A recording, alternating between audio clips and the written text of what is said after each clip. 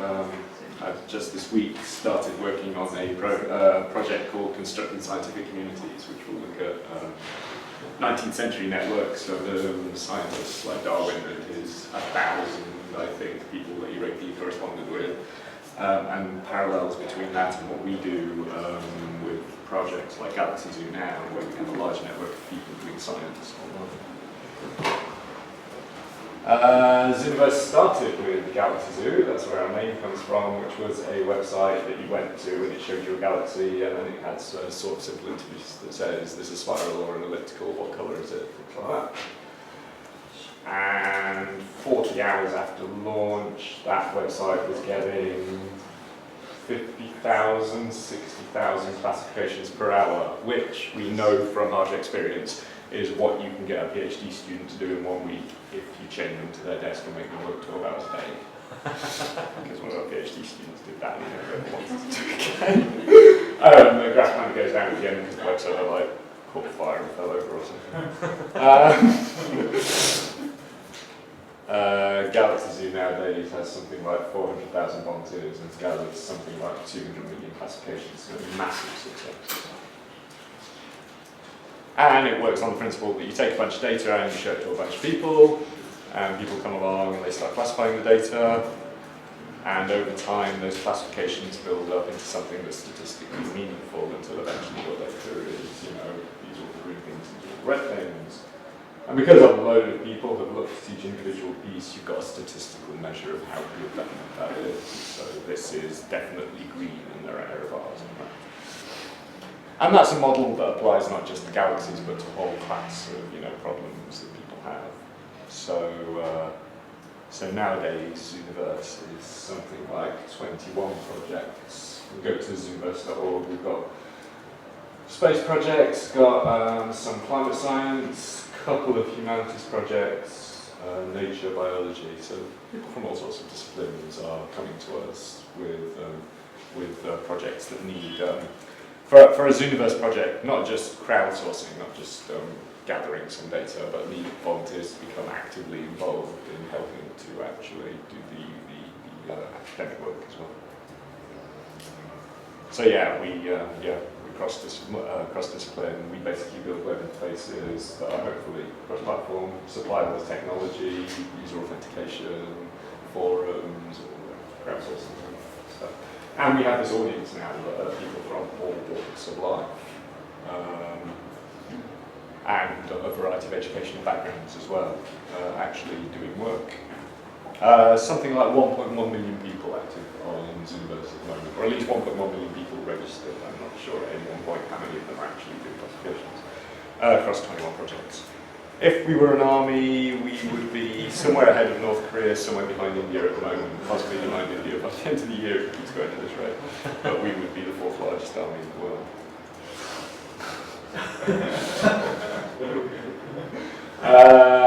We launched the project in January. There was a thing called BBC Stargazing with Brian Cox, who stands on things and points. And he announced that we had a problem. We had a project called Spacewalks, and they had a project with the basic call to action is, can you help? You can see what the TV program was, because 9 o'clock that night, 1 million classifications in an hour, and what we thought would take a week got done before breakfast the next morning. So they're able to show the Zooniverse on TV one night and talk about the results the following night.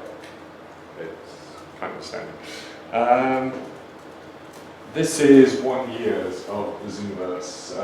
In 12 months, 2012, 2013, people put in something like 52 years worth of effort. Most of that on the astronomy sites like Planet Hunters, Galaxy Zoo, Planet 4. Snapshot Serengeti, which was talking to somebody earlier, a very active volunteer, is a project to classify wildlife in the Serengeti National Park by people who are interested in prey-predator relationships. Humanities projects are where the ancient lives don't get quite so much activity, possibly because text transcription is a harder task, but they have a very dedicated community who just love their way. Put that into context, people spend 16 years every hour firing birds and things. So 52 years in 1 year is an impressive tiny fraction of the total amount of spare time people have. And we've published something like 67 papers to date. I think this is very important to motivate new volunteers in our projects, that you can demonstrate to them the actual academic work that's being done, and to involve, wherever possible, involve volunteers in those papers. Even if it's only citing them in the beginning to say this work was made possible by the work of. I think Planet Hunters actually names people as discoverers on papers. User interfaces. So we take problems, design hopefully simple user interfaces that people can use. This is Ancient Lives, which was a project still going, to transcribe the Oxyrhynchus papyri. I have no idea how to pronounce that. But a set of papyri written in ancient Greek. It's got 47,000, I put plus, it's got 47,000 registered volunteers, people who log in and actually use the site regularly. If you add in anonymous users, it's probably between 200,000 and 400,000 people. But then you talk about people who come along and maybe do 1 or 2 bits of papyrus and then, I don't know, possibly go away, never come back again. And it's got 9,000 classifications so far. I think that's 9,000 letters. We ask people to do letters one by one. It's quite a painstaking user interface, this one. So it shows you a bit of papyrus, it gives you a keyboard in Greek, and you click on the letter, you say this is new, click another one, this is Omicron, whatever. It's very time consuming, but people do it. It's really interesting, and people become quite dedicated to this. Oh, you don't need to know ancient Greek, you just need to be able to recognize letters. This is Old Weather, which is a project to study climate change by looking at ships' logs, often written in quite beautiful cursive handwriting. It's got something like 28,000 volunteers. It's done something like 400,000 ships' logs pages so far, and it's got another few hundred thousand left to go in the current set. It's done all the ones from World War II that we gave them, and now we're wanting to ones from the mid-19th century. So the idea is just to basically look at global temperature 100 years ago, 150 years ago. I think the only people who think of this as a climate project now are the people who set it up. All the volunteers think of it as a history project. And yeah, so it shows you a logbook. You get this like magnifier where you can you magnify a bit of the page, and then you answer some questions about what you're looking at. So you get the date, location, weather observation, which is the important thing according to the people running the project, and then all this other stuff, the animal refueling mentions, the Earth events, which is the important thing to talk to the volunteers. Kind of interesting as well how the volunteers can take over a project and sort of define their own.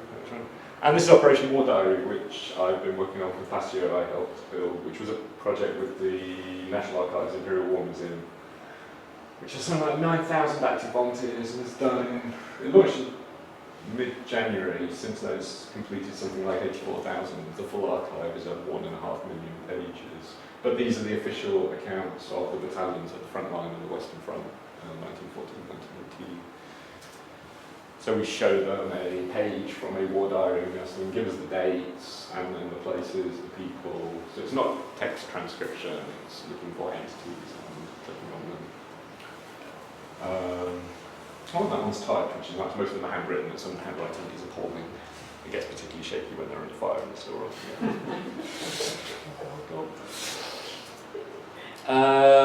so what brings people? We supply these user interfaces, the problem and the user interface. But what is it that actually makes people just sit down and write Greek letters over and over? For example, this is an old survey from Galaxy Zoo that far and away the reason that people got involved in Galaxy Zoo, and I think this applies across the board anything that we do, is because they're contributing to science. They're doing something, and they're getting some sort of feedback that shows them that they're doing something useful. And then the sense of discovery and astronomy behind that. What's that beauty one? I don't. Where is beauty? Is that this one? Yeah. Oh, right. That's interesting. Yeah, actually, there's a paper by Alex Everly at UCL on creativity in old weather. I think it might apply for Galaxy Zoo as well. But there's some people who do it just because they like looking at pictures. There were some people in old weather who got into working with pictures of the ships and producing their old artwork based on... In some of the Galaxy projects, you can literally just take random photos and some are really pretty and you can save them for later. Yes. I remember sort of going through that and going, oh, that's a really nice couple, and I'm the first person to have seen it. Yeah, Steve Bamford made an alphabet. I can't remember the URL, but there's an alphabet made from galaxies and galaxies. You can write a message out in the alphabet. So yeah.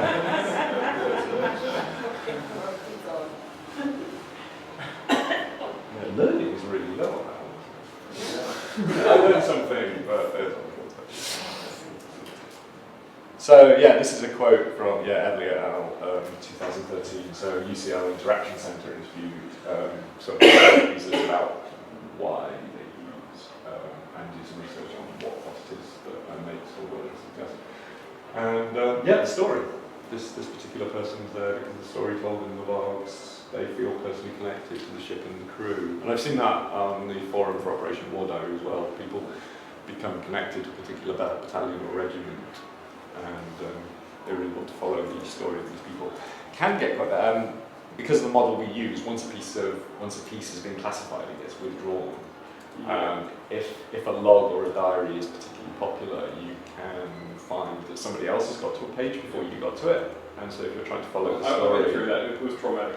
Yeah. I was following a ship and all it was doing was sort of going to one place, loading up some coal, patrolling back and forth, loading up coal, and I completely invested. Yeah. One day I logged on there and someone else had been there and had transcribed the rest of it's and the site just flew away from me and I just left. It just killed my motivation. Yeah, people have said that in this study that they felt compelled to log in like once or twice a day so they didn't lose the pages. So they got to the pages before somebody else did, so they could actually read them. Which is interesting. And yeah, this is from someone on War Diaries who's saying they found the name of an officer and they knew that somebody on Ancestry.com was looking for that particular person, so they got in touch with us. So I had some information about them.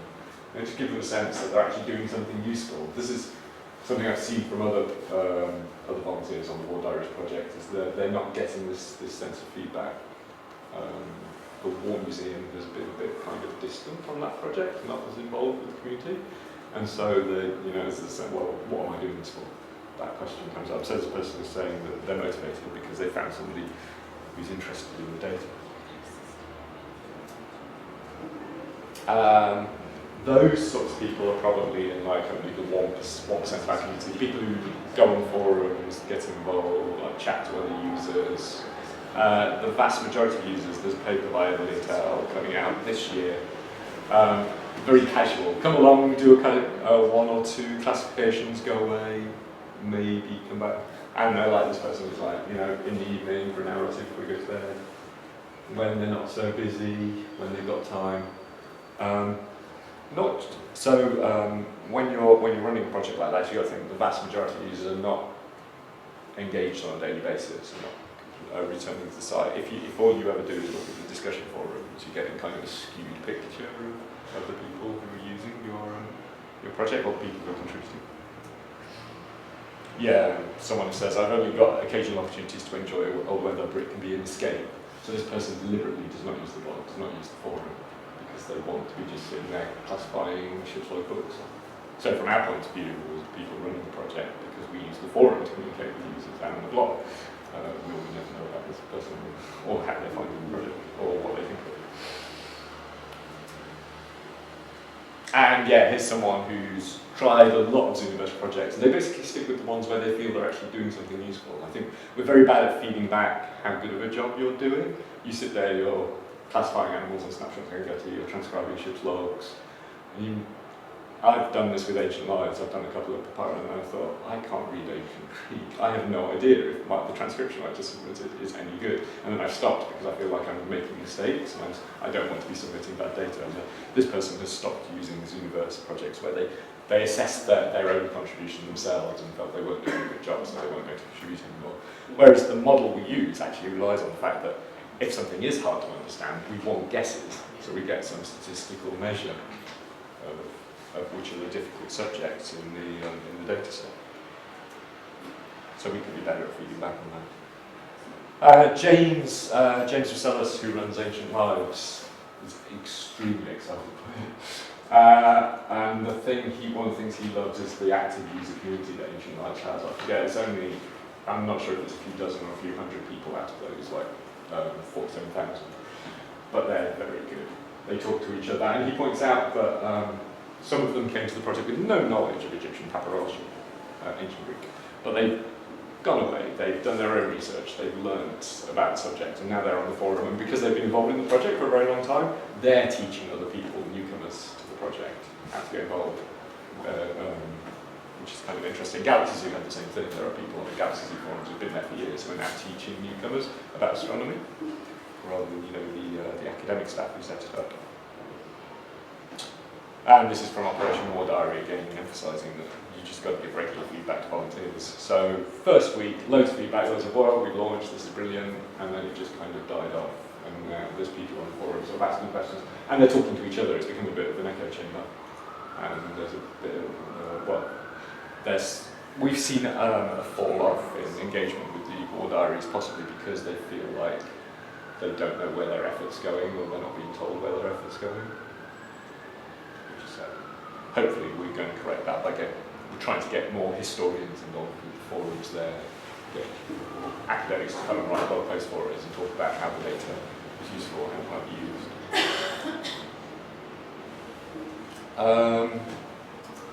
Tools for scientists. This is typical talk. This is a talk forum for Operation War Diary, just to show you what we do. So we have something like a Twitter feed for each page. So each thing you're classifying, you can just write a quick comment, use hashtags. So we see all the pages that we recently commented on. People start to come up with their own hashtags like casualties, unexploded, military cross, so that they can then form pages into collections.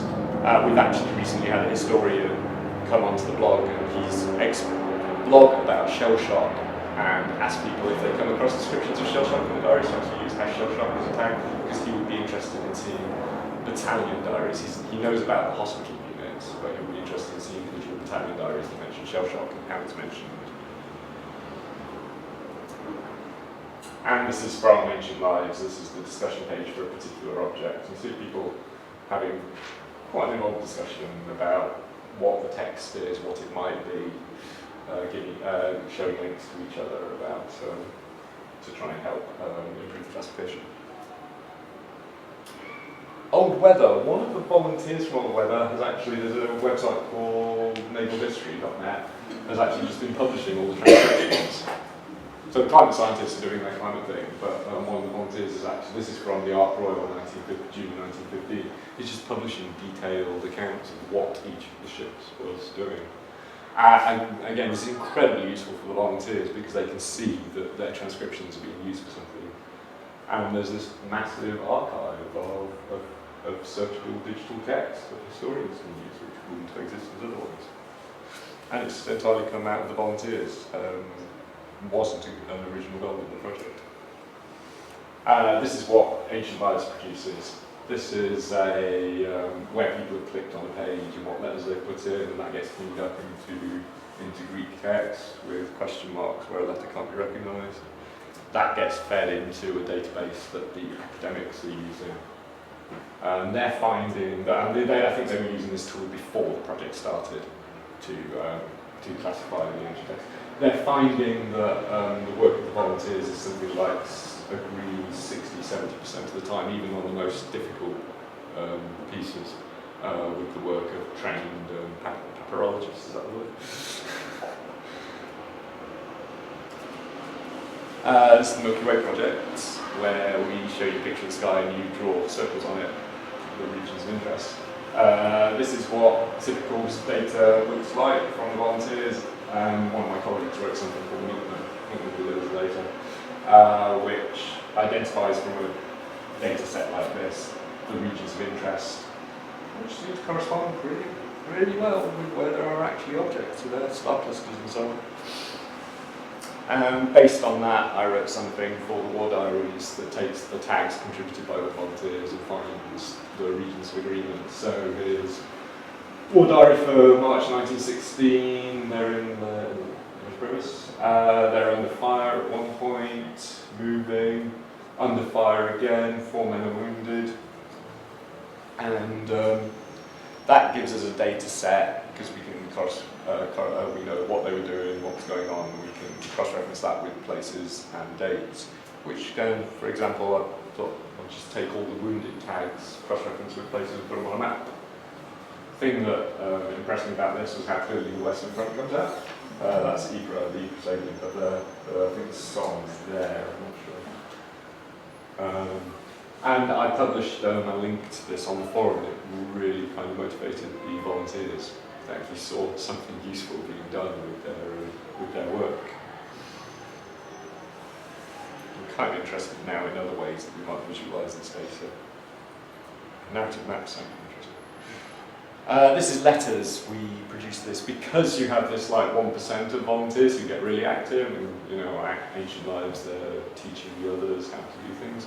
Letters was a tool we produced, I think the Galaxy Zoo might be used by a couple of other projects, where volunteers can actually write up stuff as it gives it a very academic kind of feel. This is serious like scientific work. So here, Nice Old Black has written some stuff on Python software for Kepler target pixel files and Planet Hunters. It's quite technical stuff. Teaching the other volunteers how to work with the actual raw data. Serendipity. Because we're using human volunteers, you can find things in your data that you didn't know would be there when you started. These are the green pea galaxies. There's a thread on the Galaxy Zoo forum which I think was Give Peas a Chance. They started discovering these fuzzy green things in the picture. And it's a totally new class of galaxy. Look up green pea galaxies on Wikipedia. It's a totally new type of galaxy that was discovered by Galaxy Zoo volunteers, and the discovery paper in Monthly Notices credits them explicitly. And this is sick lists from ship's logs in old weather. Again, you know, totally outside the scope of the project, but people started recording the number of sick as a function of time. And the Spanish flu of 1918 is a massive spike, which really interested some people who were interested in the Spanish flu. So they came to the forum and started talking to people about what was going on there. And so probably about a half of the projects we're running at the moment, you can find a story like that where something's been discovered that wasn't anticipated and further investigated by volunteers. We had something called Galaxy Zoo Supernova. If you go to the website now, you get this. Go away, it's finished. We could probably handle that a bit better than people like that. Galaxy Zoo Supernova was a crowdsourcing project that was explicitly created to train a machine learning algorithm. So once the machine learning algorithm grew better than the human volunteers at classifying supernova and discovering supernovae, we shut the project down. We don't ask you to do work on something that can be done by a machine. And now there's a computer that's just going through the data, discovering supernovae. Interestingly, the volunteers wanted us to reopen the project, even though we told them, oh, there's a machine that's doing this now. They're like, your work would be useless. Useless to you, maybe. Yeah. That's the thing. Yeah, but they have a It's not motivation. community that they're useless. No. You say their contribution isn't. It's not useful to you, Yeah. but still, obviously, they'll get you going over themselves. They love the beauty of the supervism. Yeah. That's the I best think, yeah, it would be interesting to take this, I think maybe to push this community into other projects where their effort could be more useful. Yeah. I think that's the mistake, thinking that the slave's working only for you. No, yeah, you're right. You're right. They do it for everyone. Yeah, no.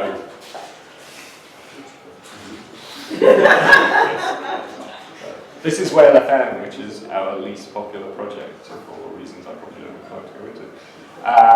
This is clusters of whale sounds. I just like the picture. Different colours come from different parts of the schools of pilot whales. So where you've got something like this, you're basically seeing that the same word or like words are being used by schools in different parts of the world, which is kind of interesting. So whales globally have a similar vocabulary, even if they've never met each other. But my point was that there's a paper coming out this year where this kind of classification is now being done reliably by computers, again, because human classification has been used to train computers, which you know. So there's possibly no reason really to keep running WebFM, I'm not sure. Or maybe there is a reason to keep running WebFM, but it's not classifying whale sounds, because that we can just feed those into a machine. Maybe the future is that the machines classify the stuff that can be classified automatically, and then the stuff that's, I don't know, hard or uncertain and then gets shown to people to do. We've started daily.zooniverse.org. If you're interested in knowing more about Zooniverse, that's where we publish one new thing about Zooniverse every day. I'm Jim, Jim at zooniverse.org. Thank you.